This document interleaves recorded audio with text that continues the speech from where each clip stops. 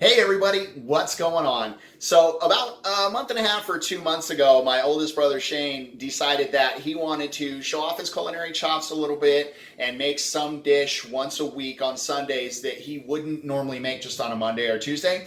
And he's kind of using this as an excuse to make a really nice dinner and bring his family together. Family is super important to him, and kind of having this once a week family dinner with his kids and our mom is something that he really enjoys. And he was posting his dishes on Facebook, saying, look at this great thing that I did. And me being the person that I am, instantly took it as a culinary challenge. So I have been responding to his dishes for the last couple of weeks, with my own. And I'm a super competitive person by nature. He's a super competitive person by nature. And we are especially competitive with each other. So he was happy to oblige me challenging him. And so, he posts on Facebook every Sunday the dish that he's going to make now. So this week we're making beef stroganoff, which I always just assumed was an Italian dish, but we were at the store and my wife was like, dude, the name's not even Italian. And she's like, there's no way it's Italian. It's probably German or Russian or something. So I was like, fine, Google it. Being the confident guy I am, I was totally wrong and she was totally right. So shout out to her. It is a Russian dish. It is a pasta dish made with egg noodles, a sauce that's kind of like Alfredo, but it's made with like beef broth and Worcestershire sauce instead. So it's got that more beefy, kind of hearty flavor to it than Alfredo has, and less cheese, or no cheese at all actually in the recipe. The actual like traditional recipe. I'm gonna do some Parmesan cheese because I'm Italian. We do Parmesan cheese. I don't know. The only rules to this thing is that you can't use a recipe. That's his big thing. He's not using a recipe. He's making these recipes or these dishes from memory, or kind of coming up with his own version of it. And then the other rule to this is that you can't use any pre-made, pre-packaged items. So I couldn't go out and get a beef stroganoff seasoning mix that all I have to do is add cream or sour cream and it's done. That's not allowed for us to make, for it to qualify, sort of. And I keep calling it a competition, but it's not really. Nobody wins at it. We just post it and people like it and comment on it and whatever, and we're both happy with the dish we made, hopefully. But it's just kind of fun because we're both super competitive. So we're gonna be making beef stroganoff, and how I've decided to elevate sort of this portion of the competition, and what Shane doesn't know until right now is that I'm going to film the whole thing, and I'm going to make it sort of like a Food Network episode. I don't know. I think it'll be super fun, and it'll kind of take it up to the next level for me, and maybe mess with his head a little bit, and should be a good time. So we're going to start by marinating the steak for a little while. So I'm going to show you guys what I do for the marinade. All right, so we got the steak ready. I've trimmed most of the fat off of the steak. I hate fat and marbling, so I always try to get the leanest cut I can. You don't have to trim the fat off of your steak. You know how you like your steak. Do it however you want. I've also got all the ingredients for the marinade out and ready. This is called mise en place, which is a French word for everything in place, or everything in its place, and it just helps you cook to kind of have everything out and ready to go. So what we're going to do for this marinade is I've got some olive oil. We're gonna stick that in the marinade dish here. I've also got this really great flake salt that we got from Trader Joe's. This is actually like little flakes of salt. If I could get one to show you so you could check it out. I love this salt. It doesn't have a really intense flavor like iodized salt does, but it has a really good flavor. And the flakes just melt as soon as they hit the heat, so it like spreads really evenly. And it's just, I don't know, it's super fun to use. So we're just going to do kind of a generous pinch of that. And then I've got rainbow peppercorns that we also got from Trader Joe's. I'm going to do them whole. This is one of those grinders. I just took the grinder off the top, and we're just going to pour the peppercorns in there whole. I absolutely love pepper. This is going to be really great flavor, and it's going to add a really cool texture to the steak as well. And then finally, we're using Worcestershire sauce for two reasons. One, there's Worcestershire sauce in the sauce that we're going to make for the stroganoff. So it's going to tie the flavor of the steak and the pasta together. And then Worcestershire sauce is made primarily with white wine vinegar. And what vinegar does to meat is it breaks down the proteins, and it breaks down all the little things that are in between the strands of meat, and makes it really tender. So if we just leave it in there for like probably 30 minutes or so, it's going to give it a really good flavor. So we'll just pour some of that in there too. And we'll just mix it all up with our whisk here. It's created kind of a little paste with the pepper and all of that. And then what I like to do is I'll put the steak in and kind of move it around and squish it in there to make sure the oil and the vinegar and the peppercorns and salt and all of that gets all over the steak. So we'll flip it over a couple times. And then what we're going to do finally is we're just going to take a couple paper towels and put it over the top of the steak to protect it while it sits out. We're going to leave it sitting out on the counter for probably 30 minutes while it marinates. You always want to let your steak rest outside of the refrigerator. Just let it rest on the counter for like 15, 20, 30 minutes before you cook it. It's going to make it sear really good, which seals in all the flavors. And then it's also going to make it more tender and juicy from when you do actually eat it. So we'll let this sit out on the counter, and then we'll move on to the next step here in a minute. All right, so to go along with our beef stroganoff, we're going to make some garlic cheese bread. I know that's Italian, and the dish is Russian, but I'm Italian, so garlic cheese bread. Yeah. So what we're going to do is I've got a French loaf here. We purchased this. It was still fresh out of the bakery. It was nice and warm when we got it, so it was made today. We're going to use a serrated knife, bread knife. These knives are really, really good for cutting bread because they kind of grip the bread as you cut into it, and you don't end up just smashing the bread while you try to cut it with a regular knife. So while when we're cutting, it cuts really super easy, as you can see. We're actually going to use only half of this loaf to make the garlic cheese bread with. The other half, what we're going to do is we're going to make a little dip out of some herbs de Provence and olive oil and red chili flake. And then we'll just put that kind of in a separate bowl. We'll slice up the other half of this French bread so that you can just grab little pieces of it and dip it in the oil mixture. And that's just a really nice appetizer or something if somebody doesn't want the garlic cheese bread or for whatever reason. So we'll just save half of our bread for that. What I've done here is I've melted down a full stick of butter. And what we're going to do is we're going to add some garlic salt. I like the garlic salt. I like the saltiness of it. It already has some parsley in it. I don't think it violates the prepackaged rule. Yeah, it doesn't. I'm going to make that rule. So we're just going to do a generous amount in there. Remember, this is for an entire loaf of bread, so make sure you put a lot in there. And then we're also going to use some of this herbs de Provence. Herbs de Provence is actually a French herb blend. So Russian, Italian, French. It's a very diverse meal. We're very cultured around here. But this is actually just a mixture of like marjoram and thyme. And it's got like basil and sage and lavender and rosemary. And the rosemary, basil, sage are all Italian flavors as well as French flavors, so we're just going to pretend like it works. And then I like to put just a dash of red chili flake in there. It just gives it like this kind of depth of flavor and gives you a little bit of tingle on the tongue. So we'll just mix that up real nice until it's thoroughly mixed, and then we're just going to use actually a big spoon here to sort of distribute the bread, or distribute the butter rather along the bread. So I'm just going to kind of do that, and then when we're done doing that, what I'm going to do is put some of the Parmesan cheese on top. Actually, I'm going to put a lot of the Parmesan cheese on top because, yeah, Italian. That's what we do. So we'll just use the spoon to kind of spread it around. You don't need any. Sometimes I'll use like a pastry brush or something like that, but I find the spoon is actually just easier, and it doesn't take me half an hour to spread butter on bread. But if you don't melt the butter, then the herbs don't mix. What else you can also do if you want to is melt the butter ahead of time, mix in all of your herbs, and then stick it back in the fridge and let it kind of coagulate just a little bit, and then you could use a knife to spread it like you would spread it on toast maybe. And then this bread has not been toasted or heated up at all. I do that. Some people will kind of pre-toast the bread just like a little bit until it starts to get crispy on top. I don't like to do that because then the butter can kind of soak down into the rest of the bread. So once we've done that, we made sure it's spread all along the edges and stuff so we get a nice even distribution. We're just going to give it a generous dose of Parmesan cheese. I've got actually Kraft Parmesan Romano prepackaged? No. So we'll just do that. Listen, I could have grated the cheese myself, but come on. Do you guys want to watch me grate cheese? Probably not.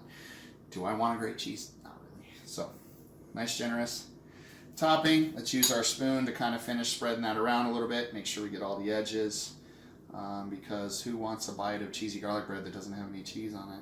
Hello.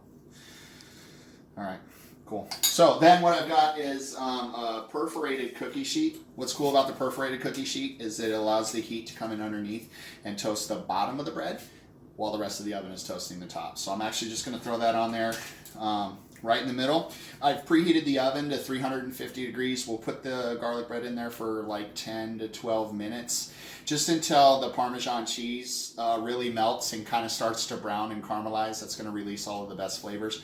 And then we'll just pull it out and slice it up and serve it with our stroganoff. So let's move on to the steak and to our sauce. So I've got my mise en place out. If you remember mise en place, French, everything in its place. It's just easier to have the stuff out and ready to go for when you start cooking. That way you're not running back and forth to the fridge and trying to find stuff in the cabinet or whatever. So I've started 2 pans. For the steak, we're going to use a cast iron skillet. It gives a really great flavor if you've seasoned your pan correctly. It's non-stick naturally. It heats more evenly and gives a better sear to the steak.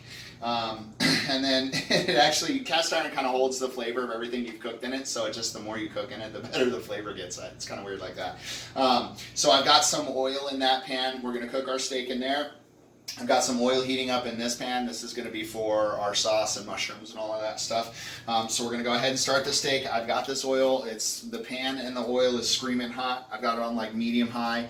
It's been that way for the last 3 to 5 minutes.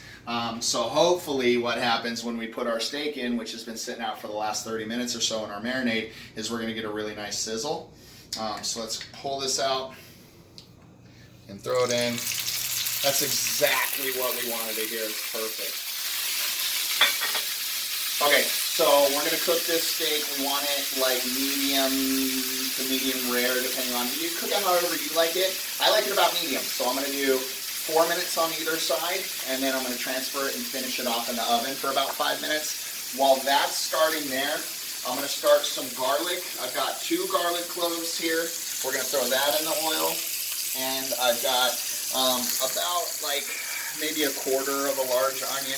You can do more if you want to, but we want that in nice and hot. We want to put that in before our mushrooms or anything else, and just let that go for a second, so that the onions start to sweat and the garlic gets just a little bit cooked and starts to release sort of, we call them the aromatics, right? So all of this will start to smell really good and the onions will start to sweat. I'm going to turn it down just a little bit. It's cooking a little too fast for me. So move it around the pan, kind of remove it from the heat for a second so the garlic doesn't burn, because it'll do that really quickly. And then what I'm going to do is just throw my mushrooms in there. So stroganoff traditionally has mushrooms in it. I love mushrooms. Maybe you don't. You don't have to do it with the mushrooms, but then it's not really a traditional stroganoff, so that's really on you. Here in just a couple minutes, I'm going to flip that steak over, let it cook for 4 more minutes on the other side. I'm going to finish it in the oven for about 5 minutes. These mushrooms are going to take a few minutes to cook. I like to get them with a little nice crust on the outside. Some people like them a little softer. However you like to cook the mushrooms is fine. They're going to get softer in the sauce anyway. So we'll come back in a few minutes once the mushrooms are done. All right, so our mushrooms are done. We've got those. The steak is in the oven. We're going to move on to making our sauce. So the first thing we're going to do is put about 3 tablespoons of butter into the pan here. Let me grab a spatula real quick. And we'll just get that melted down. All right, so our butter is melted down. And what we're going to do is we're going to take about maybe like a tablespoon here of some flour. And what we're doing here is we're creating what's called a roux. And so a roux is just equal parts fat and flour. And what you do is you combine those 2 things together and you mix them up over heat. And what it becomes this sort of thickening agent for the sauce. Otherwise our sauce is going to be really thin. It's not going to stick to the noodles. It's not going to stick to the steak or to the mushrooms. So the thing with a roux though is that you've got to be really careful because it's super easy to burn it. So you don't want the heat up too high and you've just got to keep it moving in the pan. I didn't get enough flour in there, so I'm going to add just another tablespoon here. And we'll mix that up real good. And your roux is only going to take just a couple of minutes to do, and it's going to get thick really fast. It's going to be thin, and then it's going to be thick. So you got to really keep an eye on it. You don't want to get distracted while you're doing this until it gets the consistency that you want. And that consistency is, it kind of drips off the spoon. It doesn't really pour off like that. So we still need it to get a little bit thicker here.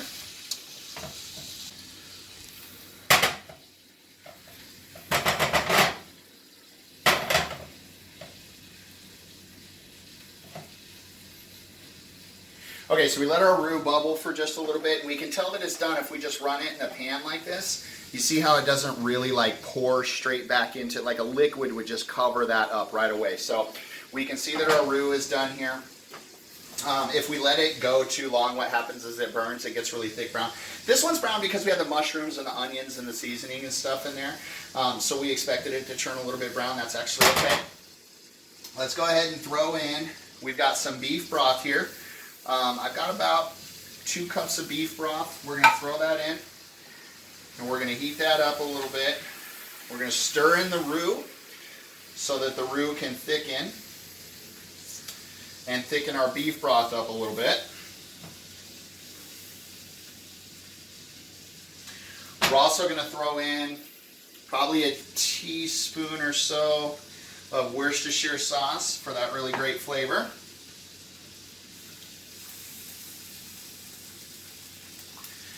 And we'll just stir everything up here until it starts to thicken.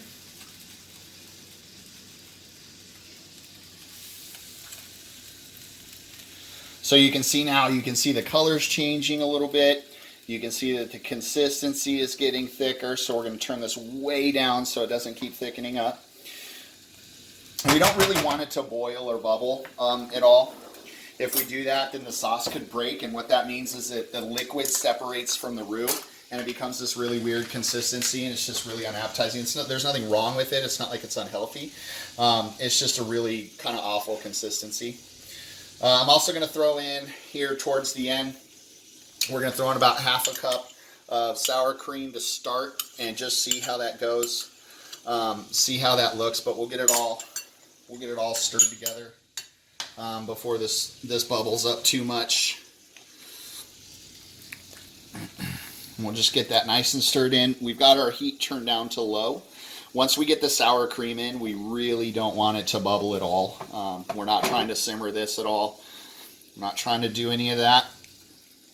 We also need to throw in some salt and pepper for flavor. I've got this Himalayan pink salt crystals from Trader Joe's. Sensing a pattern here with Trader Joe's. Obviously we don't want to overdo it, so what we do is we just put a little bit in of each seasoning, and then we stir and taste.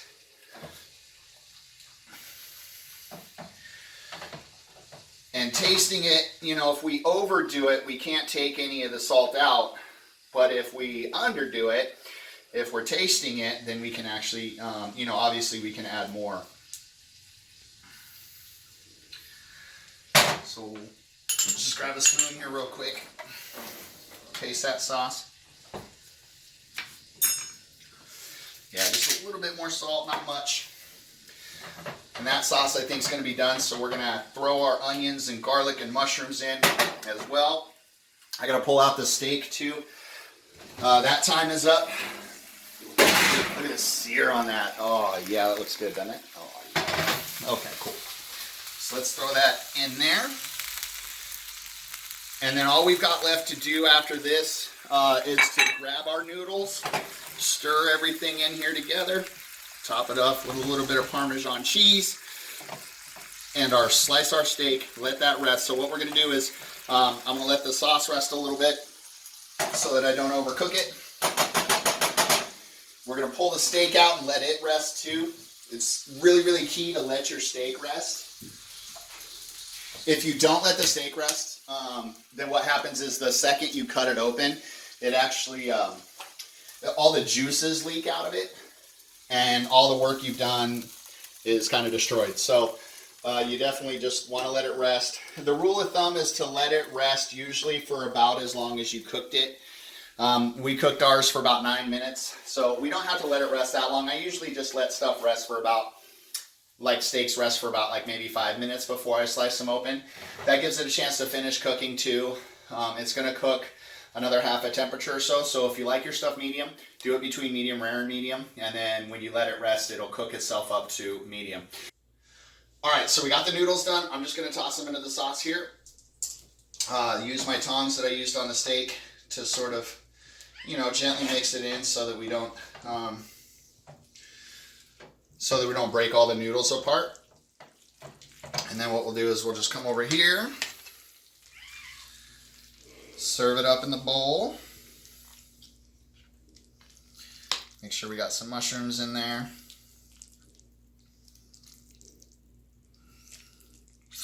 And then we'll take some of the steak. I've actually already cut the steak up. I've already cut the steak up so that that's ready for us. So we'll just take some of that, kind of put it on top here, like so. And then I'm just gonna grab a little bit of Parmesan cheese, because Italian, we talked about this. There we go, cool. All right, so let's give it a try. Let's grab a piece of steak and some noodles.